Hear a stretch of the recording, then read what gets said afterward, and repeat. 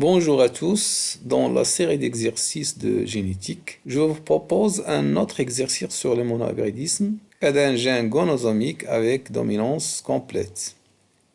L'énoncé de notre exercice est le suivant. Le croisement de deux drosophiles de race pure, un mâle aux yeux blancs et une femelle aux yeux rouges, donne des drosophiles aux yeux rouges à la première génération F1.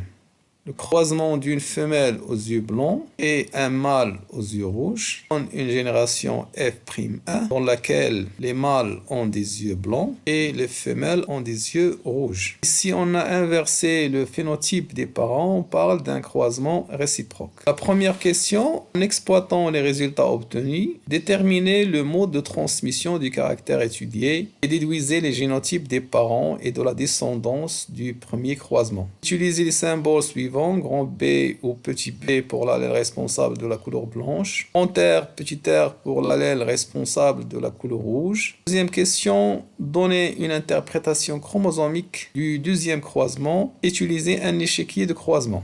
Donc on va commencer par le premier croisement. Il s'agit d'un croisement de deux individus qui diffèrent par un seul caractère, déterminé par un seul gène, donc c'est un monohybridisme.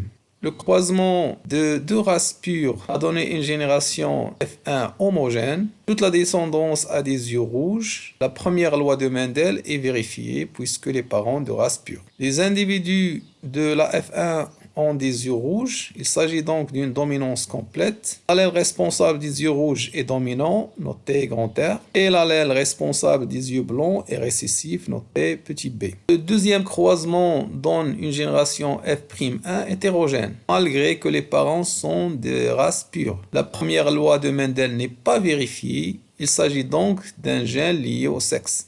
Et ce qui renforce notre déduction, c'est que le caractère passe du parent mâle aux descendances femelles et du parent femelle aux descendances mâles.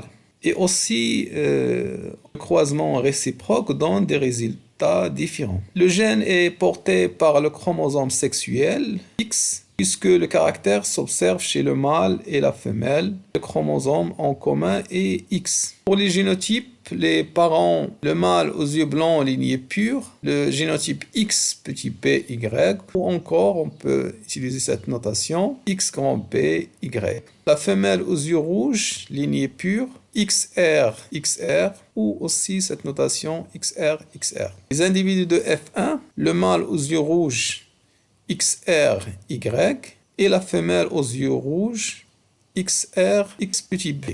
On passe à la deuxième question, interprétation chromosomique du deuxième croisement. Donc on a les parents, le mâle P1' et la femelle P2'. Le phénotype, le mâle a des yeux rouges et la femelle a des yeux blancs. Le génotype, le mâle XR Y et la femelle X petit p en zygote puisqu'il est de race pure. Les gamètes, lors de la méiose, la séparation des chromosomes va donner deux types de gamètes, XR 50% et Y 50%. Pour la femelle, la séparation va donner 50% XB, 50% XB. Puisqu'on a un seul type de gamète, ça veut dire que c'est 100% XB. Pour la fécondation, on va réaliser un échiquier de croisement sous forme d'un tableau. On va poser ici les gamètes, mâle et femelle. Le mâle, donc on a 50% XR, 50% Y. Pour la femelle, on a seulement un seul type de gamète, XB, avec une proportion de 100%. Donc, pour la fécondation, XR va s'associer avec X petit b.